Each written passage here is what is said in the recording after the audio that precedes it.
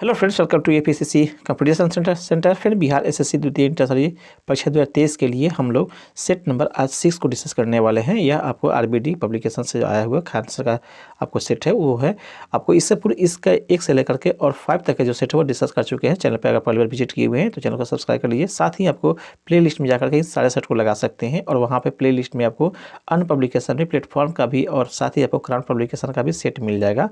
तो आइए शुरू करते हैं सेट नंबर 6 को। फिर से रहा सेट नंबर 6, यहाँ पर देख पा रहे होंगे। फर्स्ट क्वेश्चन क्या करता है, आइए देखते हैं। थोड़ा सा जूम कर लीजिए। फर्स्ट क्वेश्चन यहाँ पे देख पा रहे हैं, सिंधु घाटी सभ्यता के लोगों को किस धातु की जानकारी नहीं थी, ये बताना है। सिंधु घाटी सभ्यता के लोगों को किस धातु की जानकारी नहीं थी, तो जानते ही हैं। पर सबको लोहा की जानकारी उन्हें नहीं थी, तांबा की जानकारी उन्हें थी, लोहा की जानकारी नहीं थी। सब चीज़ उन्हें, अर्थात तांबा की आपको वस्तुएं एवं तांबे के कांसे की मूर्तियाँ भी, तांबे की मूर्तियाँ भी वहाँ पर मिली है। इस तरह से लोहे की जानकारी नहीं थी, तांबे की जानकारी उन्हें थी। ये यहाँ पर फ्रेंड आपका राइट आंसर हो जाएगा। सिंधु सभ्यता की बात की जाए फ्रेंड्स आपको, तो 1921 ईस्वी में आपको दयाराम साहनी के द्वारा इसका खोज किया गया था। ये भी आपको ध्यान रखिएगा। ये यहाँ पर राइट आंसर होगा। नेक्स्ट आपको दिया हुआ, बौद्ध धर्म के संस्थापक कौन थे, ये बताना है। बौद्ध धर्म के संस्थापक जानते ही हैं आपको ऑप्शन नंबर डी अर्थात गौतम बुद्ध जो थे वे आपको बौद्ध धर्म के संस्थापक थे। यह आपको इनका जो जन्म हुआ था ये का आपको लुम्बिनी में 563 ईसा पूर्व में हुआ था। ये भी आपको रखेंगे 563 ईसा पूर्व और लुम्बिनी में हुआ था। इस तरह से इनका जो कुल था वह आपको शाक कुल में इनका जन्म हुआ था। और राजा जो थे उनका पिताजी का नाम शुद्धोधन था और इनके माता का नाम महामाया था। ये भी आपको ध्यान में रखिएगा गौतम बुद्ध के बारे में। नेक्स्ट आपको दिया हुआ है, सोहन सी मखाना का संबंध किस संस्था से है, ये बताना है। सोहन सी मखाना का संबंध किस संस्था से है, तो इसका राइट आंसर ऑप्शन नंबर आपको सी अर्थात गद्दार पार्टी के संस्थापक के रूप में आपको इन्हें जाना जाता है। सोहन सी मखाना का सी फ्रेंड इसका राइट आंसर हो जाएगा। इन्होंने इसकी स्थापना अर्थात गद्दार पार्टी की स्थापना मुख्य रूप से 1913 ईस्वी में किए थे। 1913 ईस्वी में फ्रांसिस्को में किए, सेंट फ्रांसिस्को जो अमेरिका में स्थित है वहाँ पे इन्होंने किया था गदर पार्टी की स्थापना सोहन सी मखाना ने। सी फ्रेंड इसका राइट आंसर हो जाएगा। नेक्स्ट दिवा, काकोरी डकैत षड्यंत्र कब हुआ था, ये बताना है। काकोरी डकैत षड्यंत्र कब हुआ था, तो जानते हैं फिर सबको ऑप्शन नंबर आपको सी अर्थात 1925 में यह घटना घटी थी। सी फ्रेंड इसका राइट आंसर हो जाएगा। अर्थात 9 अगस्त 1925 को यह घटना घटी थी। ये आपको ध्यान में होगा फ्रेंड्स। सी फ्रेंड्स का राइट आंसर हो जाएगा।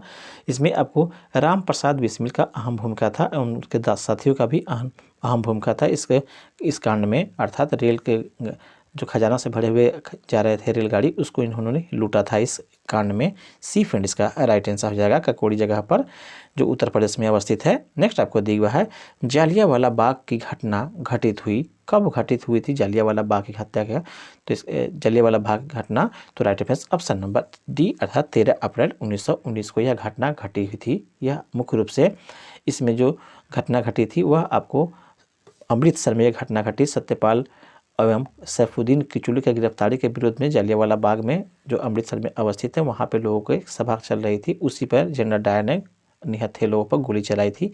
उसके बाद में बहुत से लोग उसमें मारे गए थे। इस घटना में 13 अप्रैल 1919 को, उसी को हम लोग जालियांवाला बाग हत्याकांड से नाम से जानते भी हैं। डी फ्रेंड इसका राइट आंसर हो जाएगा। 13 अप्रैल 1919 को यह घटना घटी थी। नेक्स्ट दिया है, किस ब्रिटिश जनरल ने आपको पोर्टो नोवो में हैदर अली को हराया था, ये पूछ रहा है फ्रेंड। पोर्टो नोवो में हैदर अली को किस ब्रिटिश जनरल ने हराया था, ये नाम पूछा जा रहा है फ्रेंड। तो राइट होगा ऑप्शन नंबर बी अर्थात सर आयर कूट ने हराया था।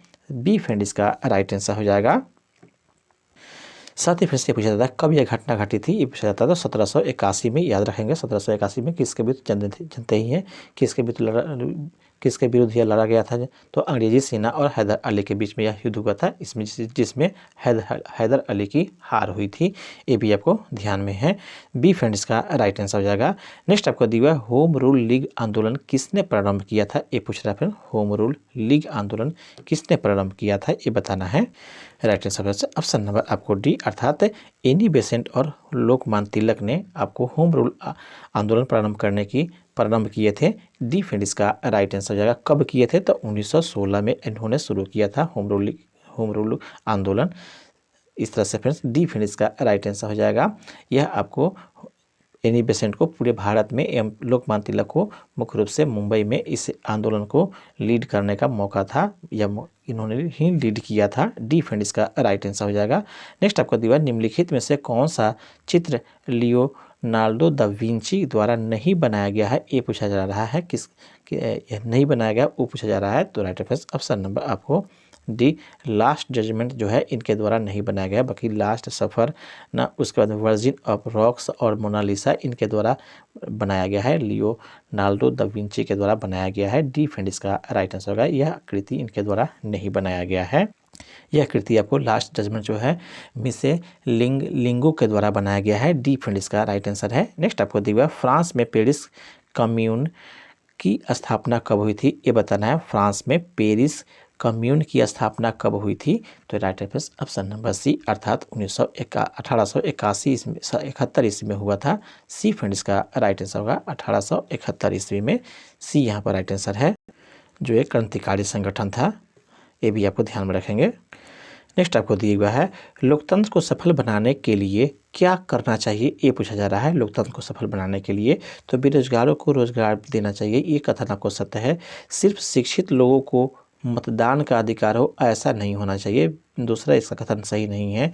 सुदृढ़ पंचायती राज होना चाहिए, ये आपको सही है। नागरिकों को ईमानदार और उत्तरदायी होना चाहिए, ये भी कथन सत्य है। इस तरह से 1, 2 और 4 जो है सही है दिए गए ऑप्शन में। बी फ्रेंड इसका राइट आंसर हो जाएगा। 1, 2 और 4 इसका राइट आंसर हो जाएगा। आगे बढ़ते हैं फ्रेंड्स।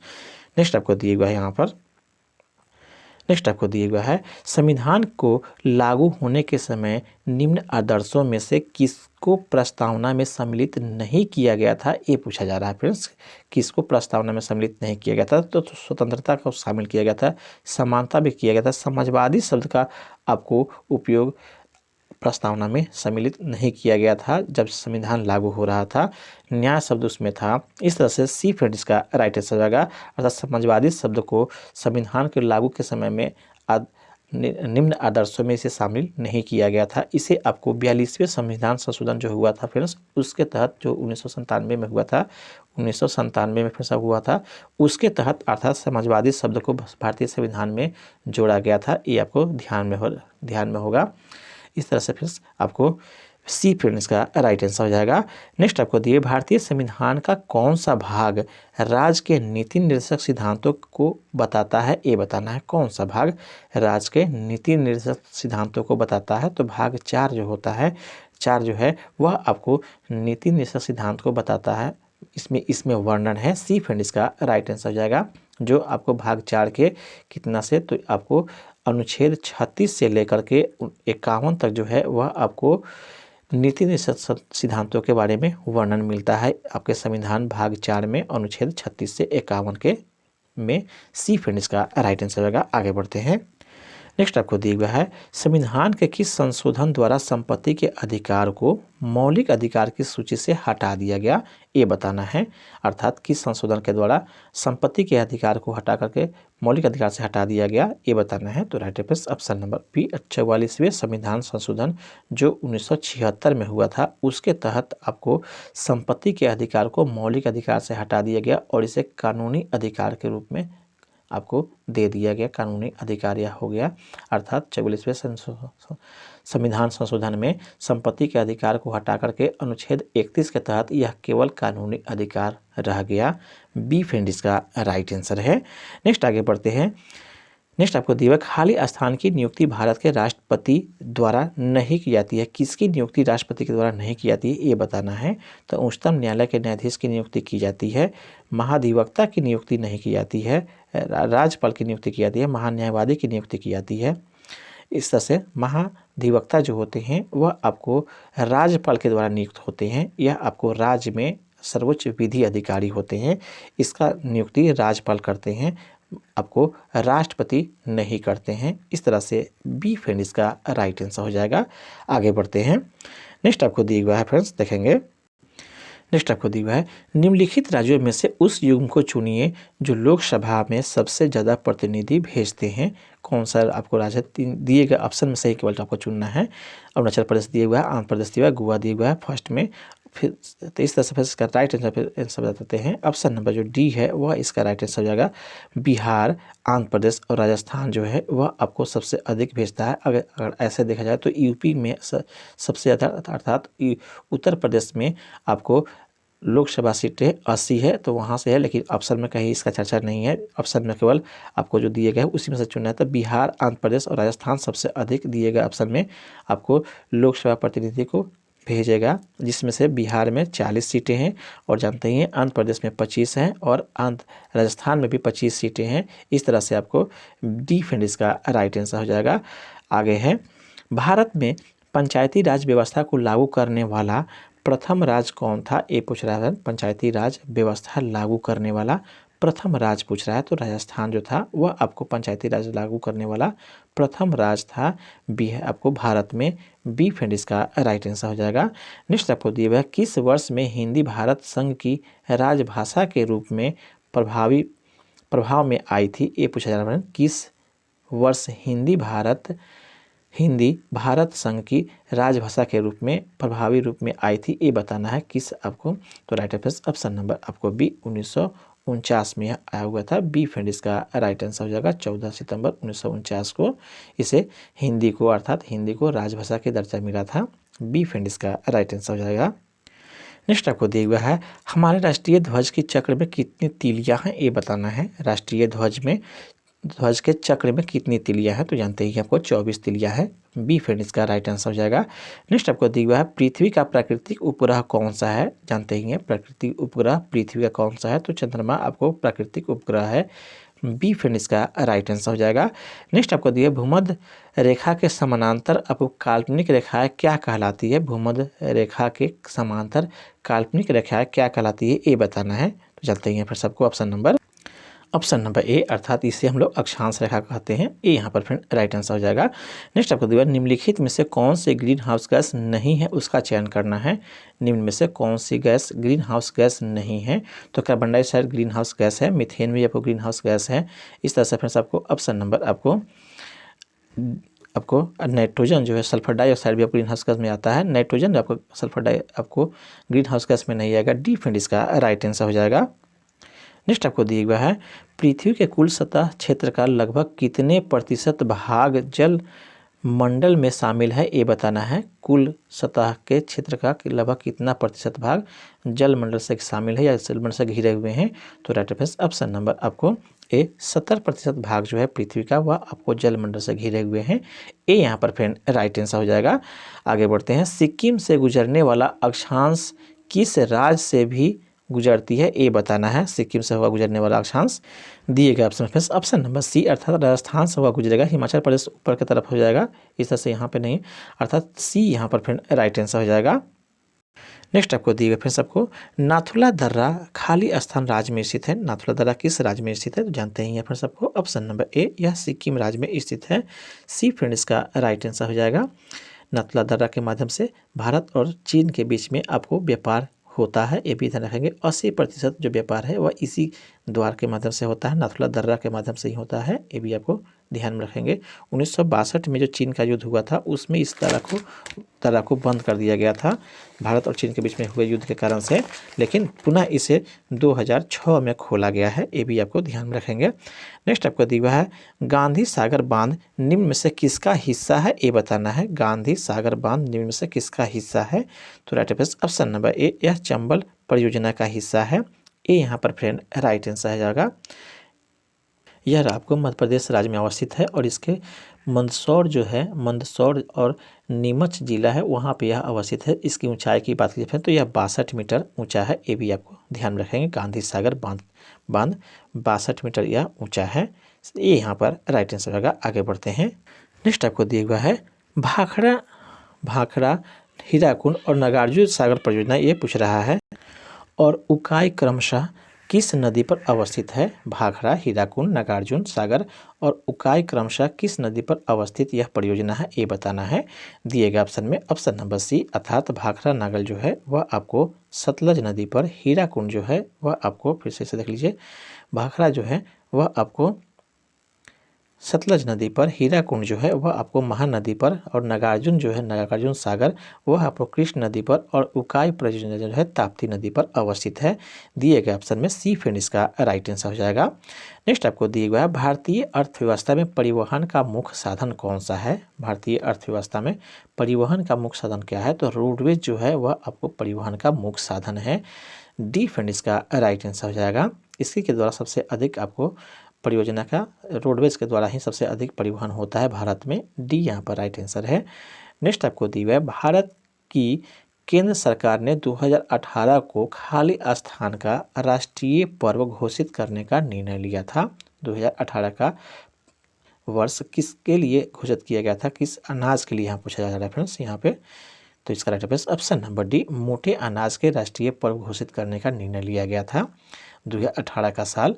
डी फ्रेंड इसका राइट आंसर हो जाएगा। नेक्स्ट आपको दिए हुआ आगे, हरित क्रांति के जनक कौन है, जानते हैं फिर सबको हरित क्रांति के जनक कौन थे, तो नॉर्मन बोरलॉन्ग जो थे यह आपको हरित क्रांति के जनक थे। बी फ्रेंड इसका राइट आंसर हो जाएगा। नेक्स्ट आपको दिया हुआ है, गुजरात का कौन सा शहर सर्वोच्च आबादी वाला है। गुजरात का कौन सा शहर जो है सर्वोच्च आबादी वाला है, ये पूछा जा रहा है। तो अहमदाबाद जो है वो आपको सर्वोच्च आबादी वाला आपको शहर है गुजरात का। डी फ्रेंड इसका राइट आंसर हो जाएगा। आगे बढ़ते हैं, यदि सरकार कीमत सीलिंग निर्धारित करती है जो समान कीमत से अधिक है तो क्या होगा, ये बताना है। यदि सरकार कीमत को सीलिंग निर्धारित करती है तो समान कीमत से अधिक हो तो क्या होगा, ये बताना है। तो राइट ऑप्शन नंबर सी, अर्थात मांग मात्रा पूर्ति की मात्रा से कम होगी। बी फ्रेंड इसका राइट आंसर हो जाएगा। आगे बढ़ते हैं फ्रेंड्स, नेक्स्ट आपको पूछा जा रहा है फ्रेंड्स, देखेंगे अल्पाधिकार में होता है, अल्पाधिकार में क्या होता है ये बताना है। तो राइट ऑप्शन नंबर आपको दिए गए ऑप्शन में ऑप्शन नंबर सी, 2 विक्रेता होते हैं अल्पाधिकार में। सी फ्रेंड इसका राइट हो जाएगा। जबकि एकाधिकार में एक आपको विक्रेता होते हैं, एकाधिकार में यहाँ पे अल्पाधिकार है, इसलिए सी फ्रेंड इसका राइट आंसर हो जाएगा। नेक्स्ट आपको दिया हुआ है, 1930 ईस्वी में सीवी रमन ने खाली स्थान के लिए नोबेल पुरस्कार जीता था। किसके लिए नोबेल पुरस्कार इन्हें मिला था 1930 में, सीवी रमन को या चंद्रशेखर वेंकट रमन को। तो राइट आंसर हो जाएगा फिर दिए गए ऑप्शन में ऑप्शन नंबर आपको सी, अर्थात भौतिकी शास्त्र में स्कैटरिंग ऑफ लाइट के लिए मिला था। ये आपको रखना है, जिससे हम लोग मुख्य रूप से हम लोग स्कैटरिंग ऑफ लाइट या कहिए या इसे प्रकीर्णन कहिए, उसके प्रकीर्णन की कह सकते हैं। तो सी फ्रेंड इसका राइट हो जाएगा। भौतिकी के क्षेत्र के लिए इन्हें सीवी रमन को आपको मिला था आपको नोबेल पुरस्कार। भारत सरकार ने भी इन्हें 1954 ईस्वी में फ्रेंड्स 1954 ईस्वी में इन्हें भारत रत्न से नवाजा था। ये भी आपको ध्यान में रखेंगे। अर्थात इसी इफेक्ट को, अर्थात रमन स्कैटरिंग ऑफ लाइट को हम लोग रमन इफेक्ट के नाम से भी जानते हैं। इन्हीं के नाम पर रमन इफेक्ट कहा जाता है। नेक्स्ट आगे दिए हुए फ्रेंड्स आपको आगे बढ़ेंगे, निम्नलिखित में से कौन सा एकांकी संकलन विष्णु प्रभाकर जी का नहीं है। कौन सा एकांकी संकलन इनका नहीं है ये बताना है। तो यहाँ पर दिए फ्रेंड्स इंसान इनका संकलन है।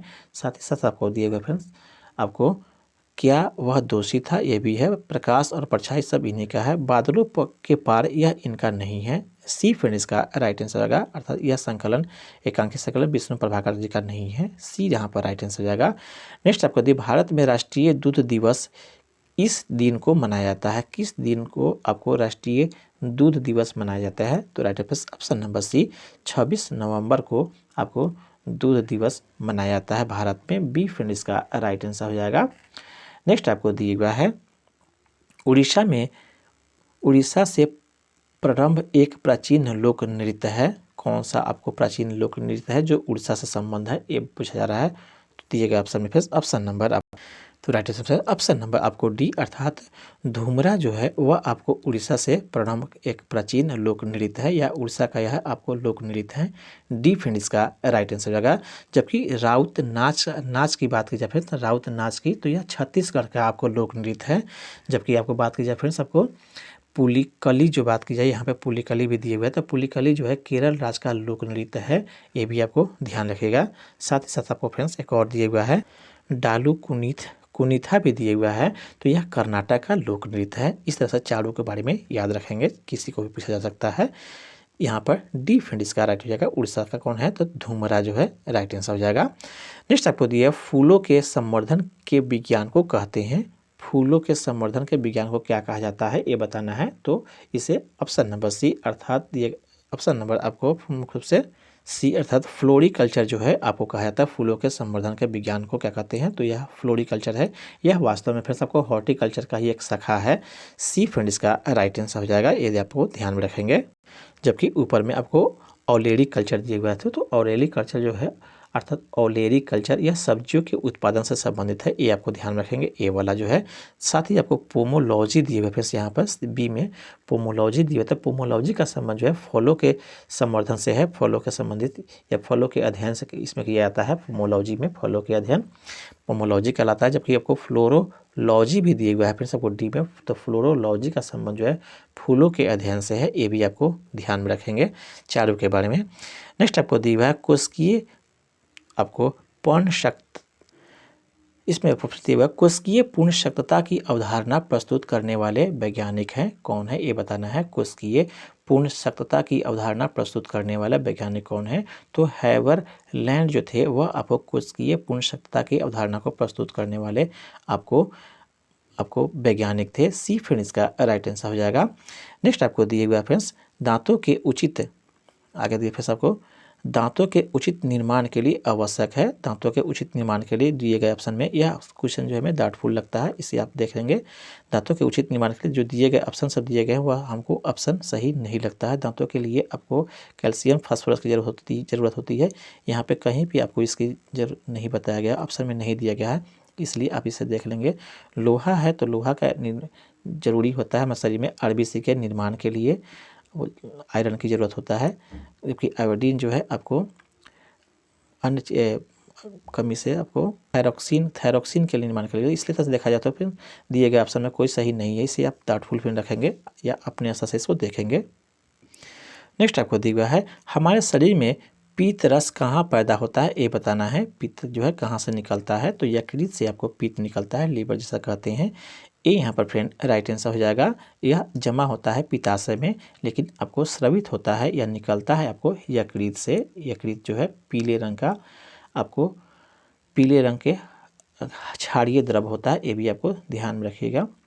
यह इससे निकलने वाला जो आपको पित्त है उसका पीएच मान जो है 7.7 होता है, ये भी आपको ध्यान में रखेगा।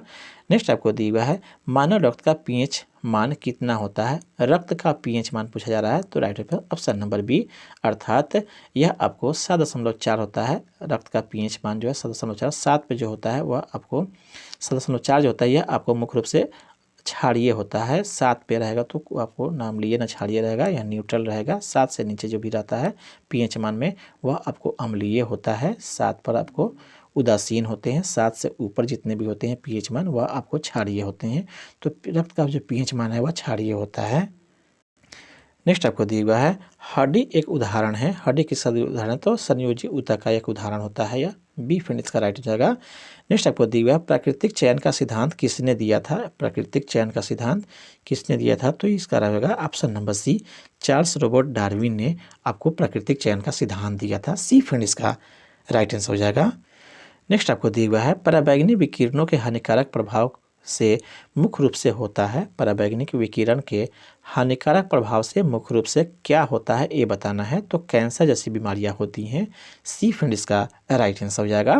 नेक्स्ट आपको दिया हुआ है ब्रायोफाइटा पादप समानता पाए जाते हैं। ब्रायोफाइटा पादप समानता कहाँ पाए जाते हैं। शुष्क आवासों में, जलीय आवासों में, नम एवं छायादार आवासों में। सी फ्रेंड इसका राइट हो जाएगा। नम एवं छायादार आवासों में ब्रायोफाइटा पादप समानता पाया जाती है। उभयचर भी कहलाता है, अर्थात पादप जगत का उभयचर भी ब्रायोफाइटा को कहा जाता है। सी फ्रेंड इसका राइट आंसर हो जाएगा।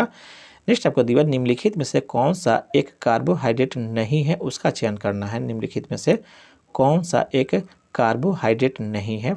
सुक्रोज दिया हुआ है, फ्रुक्टोज दिया हुआ है, लाइसिन दिया हुआ है और ग्लूकोज दिया हुआ है, तो right answer option number C lysine जो है वो आपको कार्बोहाइड्रेट नहीं है। सी फ्रेंड इसका राइट आंसर होगा। बाकी सुक्रोज, फ्रुक्टोज और ग्लूकोज जो है यह आपको कार्बोहाइड्रेट का रूप है। सी फ्रेंड यहाँ पर राइट आंसर हो जाएगा। ग्लाइसिन जो है प्रोटीन का रूप होता है, इस तरह से सी यहाँ पर राइट आंसर था। नेक्स्ट आपको दिया है हरित गृह प्रभाव किस गैस के अधिक मात्रा में होने से बढ़ता है। हरित गृह प्रभाव ये बताना है। तो राइट है ऑप्शन नंबर ए अर्थात कार्बन डाइऑक्साइड की मात्रा बढ़ने से हरित गृह प्रभाव का मात्रा आपको बढ़ जाता है, या कह सकते हैं हरित गृह प्रभाव मुख्य रूप से कार्बन डाइऑक्साइड की मात्रा से अधिक होने से पड़ता है। ए यहाँ पर फ्रेंड राइट आंसर हो जाएगा। नेक्स्ट दिया हुआ है एम्पियर किसकी इकाई है, ये बताना है। जानते हैं फ्रेंड्स एम्पियर किसकी इकाई है, तो right friends option number B वैद्युत धारा की आपको इकाई आपको एम्पियर होता है। बी फ्रेंड इसका राइट आंसर हो जाएगा। नेक्स्ट दिया हुआ है आवर्तकाल का सूत्र कौन सा है, ये बताना है। दिए गए ऑप्शन में आवर्तकाल का सूत्र निकालना है, बताना है। तो right friends option number A अर्थात 2 पाई इंटू √L/g जो है इसका आवर्तकाल का सूत्र हो जाएगा। ए यहाँ पर फ्रेंड राइट आंसर हो जाएगा।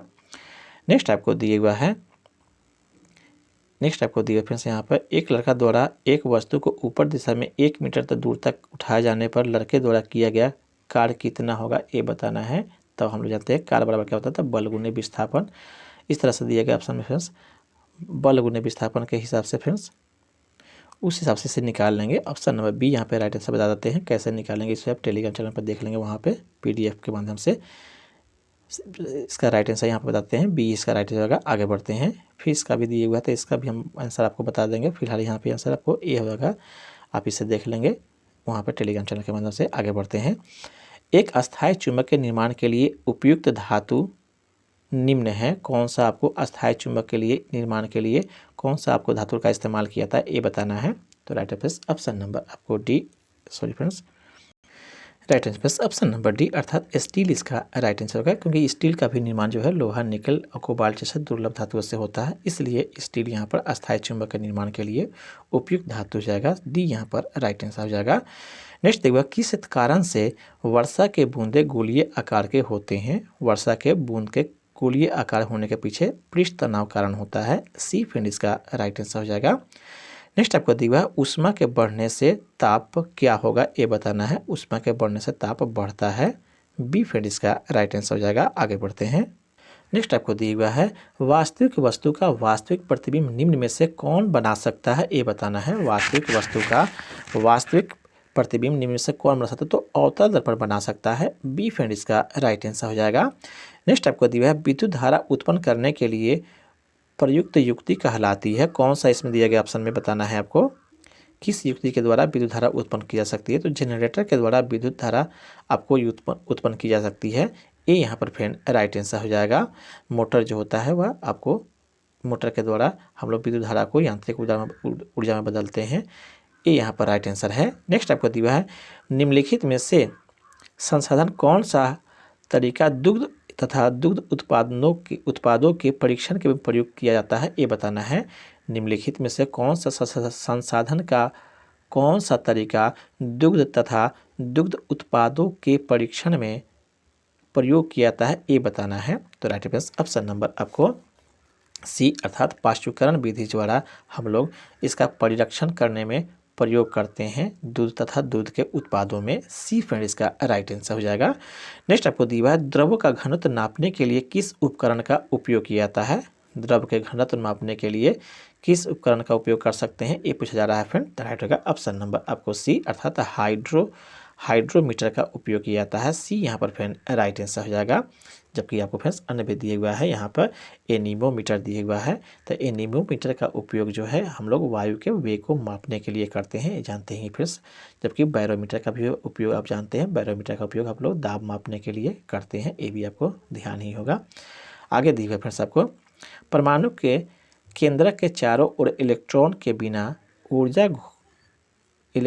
बिना ऊर्जा खोए हुए घूमता है, यह किस वैज्ञानिक के द्वारा बताया गया था ये पूछना जा रहा है फ्रेंड।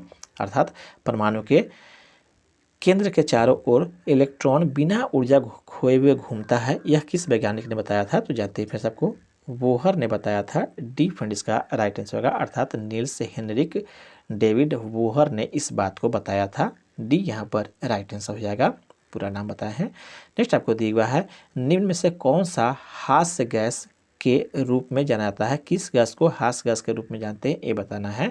तो इन आपको दिए गए ऑप्शन में ऑप्शन नंबर आपको डी N2O को अर्थात नाइट्रस ऑक्साइड को हम लोग हास गैस के रूप में जानते हैं। डी फ्रेंड इसका राइट आंसर हो जाएगा N2O।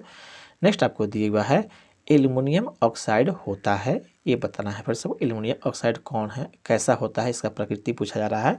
तो राइट ऑप्शन नंबर आपको दिए गए ऑप्शन में फ्रेंड्स दिए गए ऑप्शन में बी अर्थात उभयधर्मी यह होता है एल्युमिनियम ऑक्साइड। इसमें अम्लीय और साथ ही साथ आपको क्षारीय दोनों गुण प्रदर्शित करने वाला होता है एल्युमिनियम ऑक्साइड, इसलिए इसे उभयधर्मी कहते हैं। बी फ्रेंड इसका राइट आंसर हो जाएगा। नेक्स्ट आपको दिया KMnO4 में मैग्नीज के ऑक्सीकरण की संख्या क्या है, ये बताना है। KMnO4 में मैग्नीज के ऑक्सीकरण की संख्या, तो यहाँ पे ऑक्सीजन का 2 होता है, तो यहाँ पे 4 दिया गया है, तो इसका 8 हो जाएगा। और पोटेशियम का यहाँ पे 1 है, तो यहाँ पे +1 और -8 यहाँ पे दिया, तो कुल मिला के आपको C7 हो जाएगा, अर्थात C7 इसका राइट आंसर हो जाएगा। डी फ्रेंड इसका राइट आंसर हो जाएगा। आगे बढ़ते हैं। नेक्स्ट आपको दिया है सोडियम कार्बोनेट का व्यापारिक नाम क्या है, ये बताना है। सोडियम कार्बोनेट का वैज्ञानिक नाम पूछा जा रहा है फ्रेंड, कार्बोनेट है यहाँ पे, तो राइट ऑप्शन नंबर आपको ए अर्थात धोने के सोडा इसका नाम होता है वैज्ञानिक व्यापारिक नाम।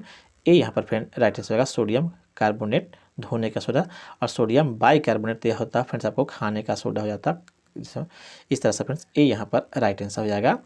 नेक्स्ट आपको दिया हुआ है रबड़ स्टील से अधिक लचीला होता है, क्या कारण है, ये बताना है। रबड़ जो होता है स्टील से लचीला होता है, क्या कारण इसका बताना है। तो राइट ऑप्शन नंबर आपको सी अर्थात प्रतिबल का विकृति से अनुपात अधिक होता है, इस कारण से यह लचीला होता है। सी फ्रेंड इसका राइट आंसर हो जाएगा। नेक्स्ट आपको दिया है किसको ग्लूकोज के साथ गर्म करने पर रजत दर्पण बनता है, ये बताना है। किसको ग्लूकोज के साथ गर्म करने पर, तो राइट ऑप्शन नंबर आपको डी अर्थात टोलेन अभिकर्मक के साथ गर्म करने पर रजत दर्पण बनता है। डी फ्रेंड इसका राइट आंसर हो जाएगा। नेक्स्ट आपको दिया है C16 एक अणु है जिसमें खाली स्थान के रूप में व्यवस्थित 16 कार्बन परमाणु होते हैं, ये बताना है किस रूप में। तो राइट ऑप्शन नंबर आपको सी अर्थात 12 पंचभुज और 2 20 आपको षष्ठभुज के रूप में व्यवस्थित कार्बन 60 कार्बन परमाणु होते हैं, इस हिसाब से सी फ्रेंड इसका राइट आंसर हो जाएगा।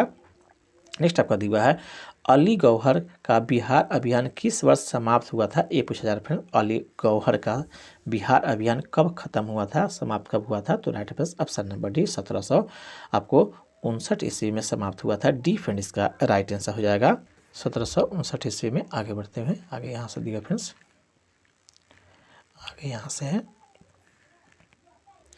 नेक्स्ट आपको दिया है निम्न में से किस जिले में बिहार का एकमात्र राष्ट्रीय उद्यान स्थित है, तो इसका राइट ऑप्शन नंबर आपको ऑप्शन नंबर सी अर्थात पश्चिमी चंपारण में मात्र एक आपको राष्ट्रीय उद्यान अवस्थित है। सी फ्रेंड इसका राइट आंसर हो जाएगा। नेक्स्ट आपको दिया हुआ है अहमदनगर जिले का नाम योद्धा रानी अहिल्याबाई होलकर के नाम पर रखा जाएगा। अहमदनगर किस राज्य में स्थित, किस राज्य का जिला है, ये बताना है। अहमदनगर तो यह महाराष्ट्र राज्य का जिला है। डी फ्रेंड इसका राइट आंसर हो जाएगा। नेक्स्ट आपको दिया है निम्नलिखित में से किस देश ने पुरुष हॉकी जूनियर एशिया कप 2023 जीता है, ये बताना है। देश का नाम पूछा जा रहा है, तो भारत ने यह जीता है एशिया पुरुष हॉकी जूनियर एशिया कप 2023 को भारत ने जीता है, ये यहाँ पर फ्रेंड राइट आंसर हो जाएगा। नेक्स्ट आपको दिया है केंद्र शासित प्रदेश दादर नगर हवेली की राजधानी का नाम बताना है, ये बताना है। केंद्र शासित प्रदेश दादर नगर हवेली की राजधानी कहाँ है, ये बताना है। तो इसका राइट ऑप्शन नंबर डी अर्थात सिलवासा जो है आपको इसका सिलवासा इसकी राजधानी है। डी फ्रेंड इसका राइट आंसर हो जाएगा। नेक्स्ट आपको दिया है पटका किस देश की मुद्रा है, एक है पटका जो है किस देश की मुद्रा है, ये बताना है। तो राइट ऑप्शन नंबर आपको ए अर्थात मकाऊ का यह मुद्रा है, ये यहाँ पर फ्रेंड राइट आंसर हो जाएगा। नेक्स्ट आपको दिया है इनमें से कौन सी ग्लोब पर सबसे लंबी अक्षांश रेखा है, ग्लोब पर सबसे लंबी अक्षांश रेखा कौन सा है, ये बताना है दिए गए ऑप्शन में से। तो इसका राइट ऑप्शन नंबर आपको ए भूमध्य रेखा जो है सबसे लंबी अक्षांश रेखा होती है, जिसको 0 डिग्री भी कहते हैं, भूमध्य रेखा 0 डिग्री। तो यह आपको ए यहाँ पर फ्रेंड राइट आंसर है, भूमध्य रेखा। नेक्स्ट आपको दीवार निम्नलिखित में से कौन सी मगध साम्राज्य की राजधानी थी, ये बताना है। निम्न में से कौन सा जो है मगध साम्राज्य की राजधानी थी, ये बताना है। तो दिए गए option friends, option number B Rajgir जो था वह मगध साम्राज्य की राजधानी थी। बी फ्रेंड इसका राइट आंसर हो जाएगा, जानते हैं आप। नेक्स्ट आपको दिया हुआ है, भारत के उच्च न्यायालय के मुख्य न्यायाधीश और अन्य न्यायाधीशों की नियुक्ति कौन करता है, ये पूछा जा रहा है फ्रेंड। तो जानते हैं फ्रेंड्स को उच्चतम न्यायालय के न्यायाधीश एवं अन्य न्यायाधीशों की नियुक्ति राष्ट्रपति के द्वारा होता है। बी फ्रेंड इसका राइट आंसर हो जाएगा। नेक्स्ट आपका दिया हुआ है, राष्ट्रीय जल मार्ग 2, यहाँ पे फ्रेंड्स राष्ट्रीय जल मार्ग 2 इनमें से किन 2 स्थानों को जोड़ता है, ये पूछ रहा है फ्रेंड। तो राष्ट्रीय जल मार्ग 2 प्रयागराज और हल्दिया को जोड़ता है। बी फ्रेंड इसका राइट आंसर हो जाएगा। जबकि राष्ट्रीय राजमार्ग की बात की जाए फ्रेंड्स, तो यह आपको मुख्य रूप से राष्ट्रीय राजमार्ग 2 जो है देश की राजधानी दिल्ली से लेकर के पश्चिम बंगाल राज्य की राजधानी कोलकाता तक जाता है, ये आपको ध्यान में रखेंगे। इसका कुल लंबाई जो है 1400 आपको 65 किलोमीटर है। राष्ट्रीय राजमार्ग की बात करी है, जबकि राष्ट्रीय जल मार्ग है, तो जल मार्ग यह अलग है। साथ ही फ्रेंड्स आपको राष्ट्रीय राजमार्ग जो है, जिसे हम लोग प्राचीन काल में ग्रैंड ट्रंक रोड के नाम से जानते थे, यह आपको 2 भागों में राष्ट्रीय राजमार्ग 1 और राष्ट्रीय राजमार्ग 2 में विभाजित किया जा चुका है, ये भी आपको ध्यान में रखिएगा।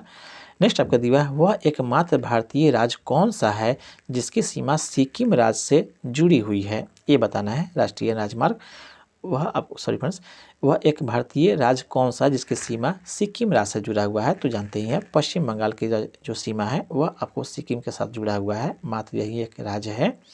ये यहाँ पर फ्रेंड राइट आंसर हो जाएगा, जिसकी सीमा आपको सिक्किम से जुड़ा हुआ है, ये यहाँ पर राइट आंसर हो जाएगा। आगे बढ़ते हैं, उस नदी का नाम बताइए जिस पर आपको इंदिरा सागर बांध बना हुआ है। उस नदी का नाम बताइए जिस पर इंदिरा सागर आपको बांध बना हुआ है, ये बताना है। इसका right answer option number C अर्थात नर्मदा जो है, अर्थात दिए गए ऑप्शन में सी यहाँ पर फ्रेंड राइट आंसर हो जाएगा। इंदिरा सागर बांध मध्य प्रदेश में नर्मदा नदी के जो खंडवा आपको जिला है वहीं पे आपको नर्मदा नगर स्थान पर निर्मित यह बांध है। सी फ्रेंड इसका राइट आंसर हो जाएगा। नेक्स्ट आपको दिया है, पुदुचेरी का लोक नृत्य कौन सा है। पुदुचेरी का लोक नृत्य पूछ रहा है फ्रेंड, तो आपको गाराडी जो है इसका पुदुचेरी का लोक नृत्य है, यह केंद्र शासित प्रदेश भी है, याद रखेंगे। सी फ्रेंड इसका राइट आंसर हो जाएगा। नेक्स्ट आपको दिया 2011 के जनगणना के अनुसार भारत का तीसरा सर्वाधिक जनसंख्या वाला राज्य कौन सा है, ये पूछा जा रहा है फ्रेंड। तो right answer option number C Bihar जो है आपको तीसरा सर्वाधिक जनसंख्या वाला आपको राज्य है। जबकि प्रथम कौन है, तो वह आपको फ्रेंड्स यहाँ पे नहीं दिया गया है। यूपी जो है अर्थात उत्तर प्रदेश सबसे 1 नंबर पे है, उसके बाद आपको आता है महाराष्ट्र का, उसके बाद में आपका बिहार का स्थान आता है। तो 3 अर्थात तीसरा सबसे बड़ा कौन है, तो आपको बिहार इसका राइट आंसर हो जाएगा। नेक्स्ट दिया United national system staff college का मुख्यालय कहाँ अवस्थित है, ये पूछा रहा फ्रेंड्स। तो इसका right answer option number A अर्थात ट्यूरिन में इसका आपको मुख्यालय है। सी फ्रेंड इसका राइट आंसर हो जाएगा। यह संयुक्त राष्ट्र का आपको एक अंग है, ये भी आपको ध्यान में रखेंगे। यह इटली में जो ट्यूरिन नामक स्थान है वहाँ पर इसका मुख्यालय है, ये यहाँ पर राइट आंसर हो जाएगा। नेक्स्ट दिया पाकिस्तान की मांग वर्ष खाली स्थान में मुस्लिम लीग के लाहौर अधिवेशन में की गई थी। कब किया गया था पाकिस्तान का मांग, किस आपको अधिवेशन में, तो राइट आंसर ऑप्शन नंबर आपको दिए गए ऑप्शन में ऑप्शन नंबर सी 1940 में किया गया था लाहौर अधिवेशन में मुस्लिम लीग के द्वारा। सी फ्रेंड इसका राइट आंसर हो जाएगा। आगे बढ़ते हैं। नेक्स्ट आपको दिया फ्रेंड्स, आपको दिया मुरलेन राष्ट्रीय उद्यान किस राज्य में स्थित है, ये बताना है। मुरलेन राष्ट्रीय उद्यान, तो दिए गए ऑप्शन में सिर्फ ऑप्शन नंबर आपको सी अर्थात मिजोरम में यह अवस्थित है। मुरलेन राष्ट्रीय उद्यान भारत में मिजोरम के जो है आपको चम्फाई जिले में स्थित एक राष्ट्रीय उद्यान है, ये भी आपको ध्यान रखेंगे। सी फ्रेंड इसका राइट आंसर हो जाएगा।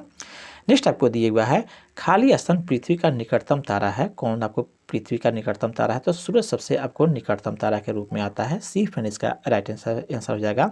सूरज के अलावा सबसे कौन नजदीक में अच्छा लगता है, तो प्रेक्सिमा सेंचुरी का नाम याद होगा फिर से आपको।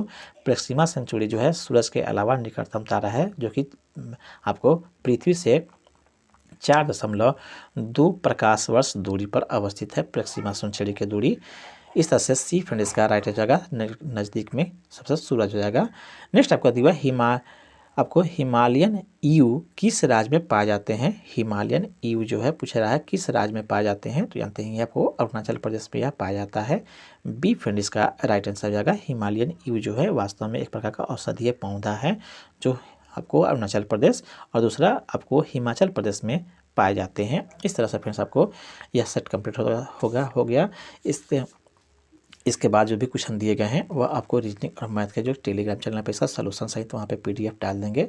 आई होप मेरा प्रयास आपको अच्छा लग रहा होगा, तो कृपया चैनल को सब्सक्राइब कर दे और लाइक कर दे। साथ ही साथ आपको किसी एक ग्रुप में इसे ज़रूर आप शेयर कर दें। सेशन के समाप्त होने के बाद में आपका दिन शुभ हो फ्रेंड्स। धन्यवाद फ्रेंड्स।